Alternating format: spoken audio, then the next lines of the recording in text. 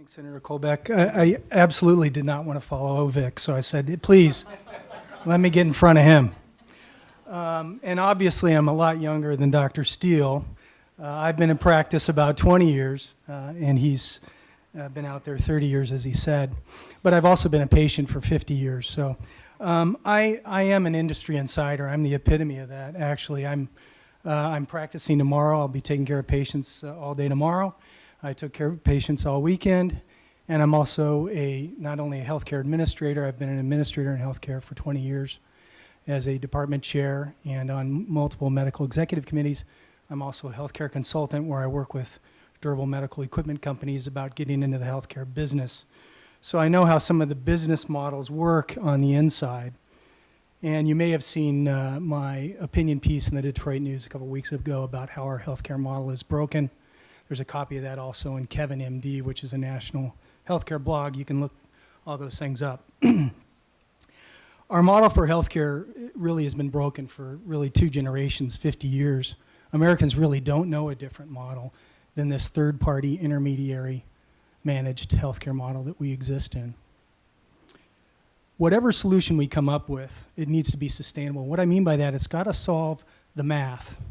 It's got to solve the cost and access problems. Having insurance for healthcare does not mean you have access to care. In fact, many of these innovative models for healthcare, like the Accountable Care Organization, really is modeled after an HMO. And if you look at how how it works, the math there is that they basically limit your care to lessen access, to save money, and it benefits only those third parties. So basically, that model limits access to care. This will be important moving forward because there's another confluence of event, a significant event that's been happening since 2011. And since 2011, 10,000 Americans are turning 65. That's happening every day. That'll happen for the next 18 and a half years. So whatever model we come up with has to solve these problems. You need to have something not only to help on cost, but help on access to care. It's just these sort of innovative models that will work. And that's why I'm here. I'm busy enough. I'd like to come tell people about something that might actually work for healthcare in America, and this, I think, is the model going forward. Let me give you an idea how healthcare is in America today. If air travel was like healthcare, you really don't know if you're flying first class or coach. You don't know if the plane's airworthy. You don't even really know your destination. And you didn't notice that they charge you $1,000 for that bag of peanuts. I mean, you're completely decoupled from the commerce of healthcare. You're totally disengaged. You know, maybe if we get individuals more engaged in their healthcare, we might start solving some of these other problems, like our morbid obesity problem, like our diabetes problem. Maybe if they were actually engaged and they realized they shouldn't eat 24 donuts in a day, and they'd see a financial benefit from having healthy behaviors, we'd make some impact on that. And we need to, as Americans, to be competitive as a society. I'll give you an example of how the math hasn't been working for us. Since back in 1980, 20% of surgery was outpatient surgery. Now, 80% of surgery is outpatient surgery.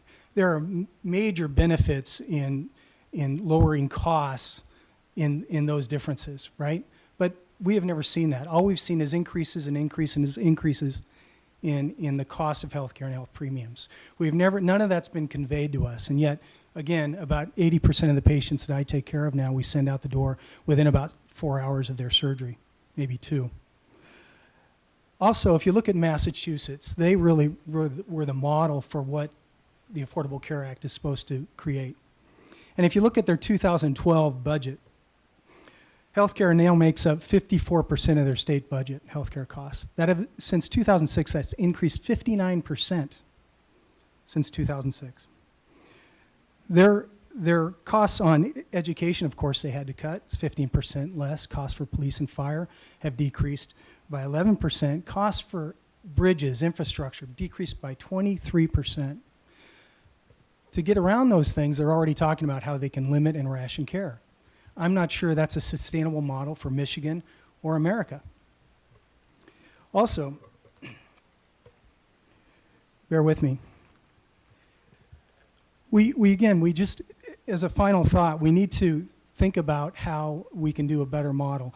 The RAND study from 2012 showed us that once people have skin in the game, they have just minimal skin in the game, it totally changes their behavior. What I'm saying is that we don't need any more open bar healthcare where a middleman decides how the money is being distributed. We need cash bar healthcare where the individual's engaged.